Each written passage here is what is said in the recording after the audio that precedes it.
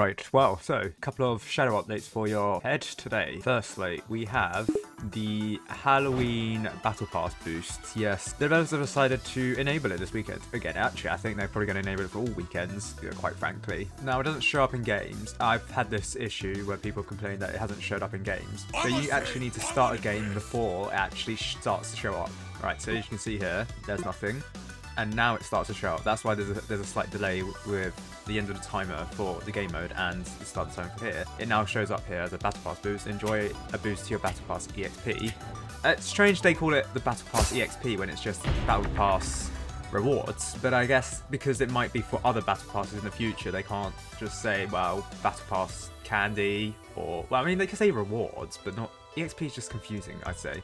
So yes, it does seem like they're going to enable it next weekend as well, and that I believe will be the last weekend before the Halloween event ends. Actually, the Halloween event is not related to the Battle Pass, actually. Yeah, so if in case you don't know, the event itself is unrelated to the Battle Pass, which seems counterintuitive, but when, say, the event ends, you'll still be able to earn candy corn, just at a much lower rate because Night 2 and Night 3 have a higher drop rate than all the other game modes, and Night 1 probably does as well. It's just that there are more enemies in Night 2 and Night 3, and I think the boosted rewards in Night 3 and 2 are full because it's harder. But as you can see, the event does not line up to when the Battle Pass ends. The Battle Pass ends in 2 weeks, 5 days, so that will be basically in 3 weeks, but it'll be here. The last weekend will be in 2 weeks. So you have next week ends, which probably will have it enabled, and the week after, which I'm not sure because the event will have ended. But yes, that's the boosted rewards for this week. So with the Trapper, it used to have a bug where if you upgraded it with landmine selected, it gave it the spike fire rate. So, and I believe the spike fire rate is lower than the landmine fire rate. So therefore, it's actually technically a bug where you got landmines faster, but they've now fixed it. Very sad, I know. Oh, and apparently another update. Apparently, for some reason, the game was giving notifications of Lord da-da-da, like, players have slain the Molten Boss, do you have the skills to take down faster? People have conquered the Molten Boss, do you think you can take down too? Someone's slain the Fallen King, da-da-da. I don't even know how the developers managed to make these notifications. That's quite cool. There was a notification button here. Wow, mine's just full of friend requests, so sorry guys, can't accept any. Right, next we have, for some reason, the hidden wave just breaking. So originally, when you activated the hidden wave, it was like this, so there was a leave button. But when you activated the hidden wave after v1.28, there is no leave button. I don't think that this is an intentional change, I think this is a glitch. And according to Mentin, the hidden wave just completely broke, so here you can see once you defeated the Awakened Fallen King, it never returned to normal lighting for the map or even a purple hue. No, it was just black and purple, which, you know, great contrast, but not what's intended. Yeah, and apparently during the thing, it was really purple.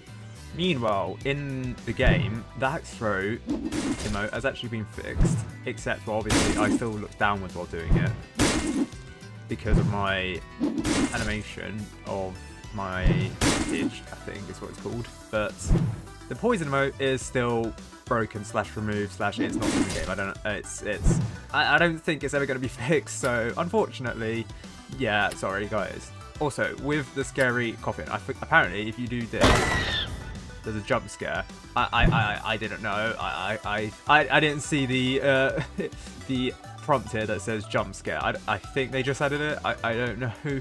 I'm very sorry. I didn't notice this. It's not even that much of a jump scare, I can't lie. The developers said when the boss enemies can't have their defense dropped. It's half true because apparently burning still drops defense. So here, the slow boss, this is a boss, right? You can see that it is a boss. Even if it is not a boss after this, it's still a boss. You can see it drops from 17% defense here to 5% defense, because also freezing drops the defense of the slow boss as well. Originally the slow boss is 25% defense or 20% defense, I don't remember, but now it's dropped to 17% with the Chiromancer. Meanwhile here you can clearly see that the Toxic Gunner is unable to lower the defense of the slow boss here. So it's really weird how this works, I can't lie.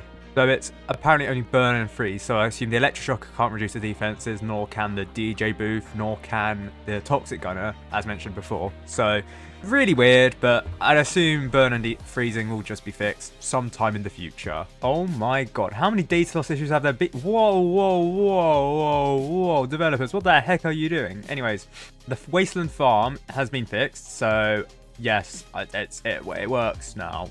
Great. It was really bad while it didn't work the last time, but it works now. Great. Yes, killing certain bosses now sends players, friends, a notification about the player's achievements. Apparently it's only the Molten boss and the Fallen King that I've seen so far. And Bears has finally told us why the game was down for so long, for a period of time. This was posted in special chat, and normally you're not allowed to leak special chat, but the developers have given me permission. The system that routed players to what data store routed players to the wrong data... What? The system that routed players to what data store routed play... I assume it's which. The system that routed players to which data store routed players to the wrong data store for certain players. That doesn't make any sense. Bears, can you clarify that? I assume that assume what he's trying to say is the data store, the system that routed players to the data store that the player's data is being held to, was sending players to the wrong data store, which was causing issues and therefore people getting loss of data. It wasn't necessarily the data store's fault, it was the system that routing the data store that was the main issue, and that was why the game was down for so long while they fixed it.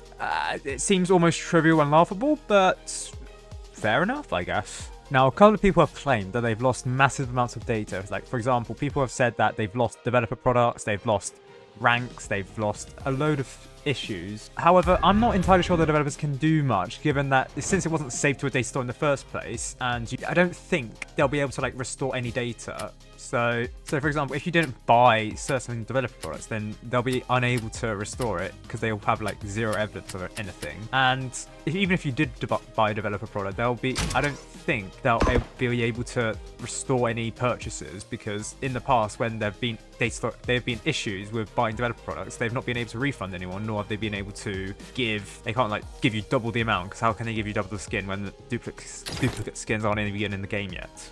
Anything else new? I mean, people have complained about the lack of a Halloween code, but I think that will be a separate video, because you might have noticed that the codes since 2020 not actually changed too much, and there's been very few. Frauds, nothing's changed. There's no badge for all the badges that have recently been added. There's not even an intermediate mode badge at all. Again, I suspect that might go soon. But yes, that is everything in this update. Or, well, everything that's changed since the shadow updates of recent times. And other than that, that's very cool. We'll see if PvP mode is going to come soon. We'll see if the Commander rework's coming soon. We'll see if the Pursuit rework coming soon. And we'll see. Please donate XTDS. People have suggested that it's not probably going to be 2 days, because it doesn't cover the weekend, and most people play on the weekend. I kind of agree. Maybe 2 days is a bit too short. Maybe it's going to be a week, and the 2 days is just covering the notification for the events. But other than that, yeah, that's it.